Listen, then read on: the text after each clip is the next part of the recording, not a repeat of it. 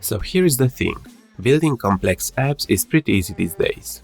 To prove this to you, in the next 10 minutes or so, we'll build a full-stack app that also leverages the power of AI. Sit tight because we'll use a wide variety of technologies on this one. On the front-end side, we'll leverage the power of the islands architecture via Astro to build some static pages, and we'll sprinkle in JavaScript behavior with the help of Solid.js. On the backend, I am using Pocketbase, a lightweight backend as a service solution, which will allow us to persist our blog posts in an SQLite instance. Finally, for the AI layer, we'll use some Hugging Face transformers and some popular ML models to add some cool features in our app. We'll wrap all these calls in a fast API app, and we'll expose some REST endpoints which can be consumed by other components in our application. Without further ado, let's jump right into it. As a quick FYI, I looked in detail at each one of the components in this tech stack, so if you are looking for a more in-depth look at Astro, Solid, Pocketbase or Fast API, please check the videos linked in the description. So let's start by setting up our backend as a service. Go to Pocketbase's website, download the installer, and then simply run Pocketbase serve. This will expose multiple endpoints and we'll navigate to the admin URL to set up our collection. If this is the first time you're installing Pocketbase, you'll need to set up an account. Next, jump into the collection section and click on the new collection button. We'll name this collection posts and we'll add a couple of fields in here. Text is the field in which we'll store the blog post body, gist is the summary of the blog post we'll generate using AI, and tags is going to be a comma-separated list of tags also generated by AI. On top of that, Pocketbase will make sure our entries will also have a unique ID associated with them and will maintain the created and updated audit columns for us. Make a mental note for this one since we'll use the create date a little bit later. After you save the changes, go into the API rules and grant general access to all REST endpoints associated with this collection. Of course, in production environments, it is always advisable to avoid granting full access to your REST APIs. The rule of thumb when it comes to security is to start with the most restrictive access possible and then, step by step, grant only the necessary permissions. Okay, so with the rules configured, we have everything we need on the backend. In the second part of this video, we'll use the Pocketbase JavaScript client to easily fetch and send data to the Pocketbase server. Next, let's take a look at one of the hottest topics in recent years, AI. Clearly, this is a very broad subject, and the AI label is used on pretty much any type of technology these days. We can't really get into many details considering the video format. However, the good news for regular devs like you and I is that leveraging the power of some pretty powerful AI models is more than straightforward these days. Jump over to huggingface.co and follow the setup steps and then also install Fast API in your Python project. Now get ready. In about 25 lines of code, we'll build all the AI functionality we'll need. Hugging Face transformers make it seamless to work with state-of-the-art pre-trained models. So, we'll use the sentiment analysis task to figure out if a post comment is positive or negative, the summarization task to get a gist of the blog post, and the zero-shot task to get some relevant tags for our post. Note that we can use different models for each pipeline. You can find a large collection of such models on the Hugging Face website.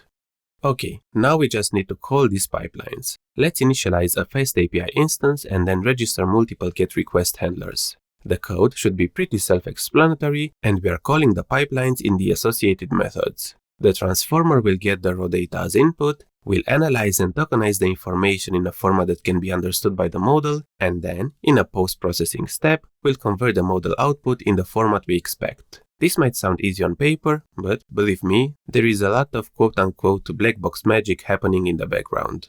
Moving forward, I believe this is the most common scenario we devs will interact with this technology. We will be able to reliably use smart libraries to get the necessary output without really understanding all the internals. If this sounds upsetting, don't worry too much. We have been using various database vendors and other tools for ages without knowing in detail how they work.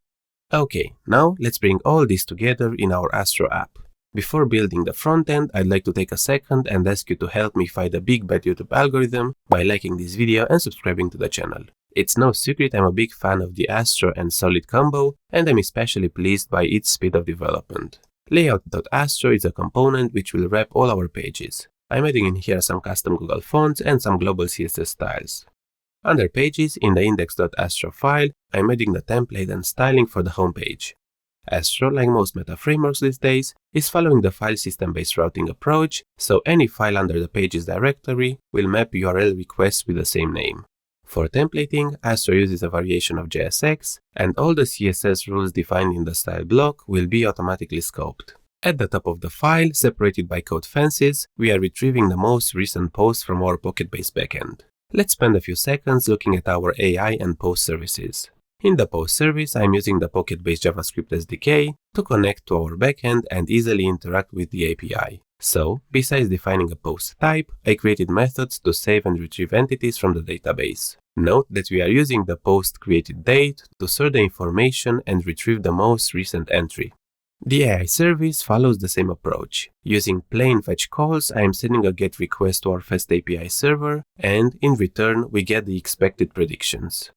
Next, we'll build a functionality that allows us to create and store posts in the database. Under Pages, I'm creating a new file called write.astro, and in here, I'm simply defining a block form component which will be rendered when the browser finishes loading the page. The thing about Astro is that it does extremely well when it comes to rendering content on the server and serving it to the client. When interactivity is needed, you have to pair Astro with one of the many UI libraries it supports. In our case, I'm choosing Solid for reasons I explained multiple times in past videos. Run the following command in your terminal, and all necessary dependencies and Astro configuration updates will be performed automatically for you. Solid components are basic JavaScript functions returning JSX. First, using signals, I'm defining all component internal state we'll work with. So we'll have here the text, the gist, the tags, and some boolean flags we'll use to give users feedback based on their actions. Next, in the template, other than some HTML used for presentational purposes, I'm defining a text area to capture the user input and the save button to trigger the analysis or the saving logic.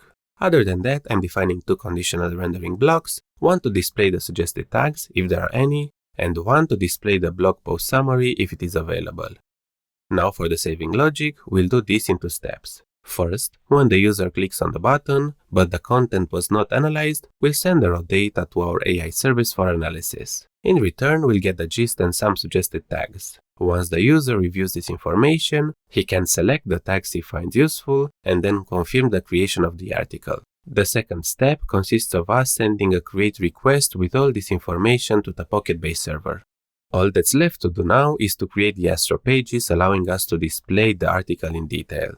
We'll do this under the Pages directory, where I'm creating a new folder called Read and the dynamic routed Astro page. Here, I can grab the ID passed as a path variable using Astro params and then fetch the exact entry from the database. Other than that, the layout should be fairly straightforward.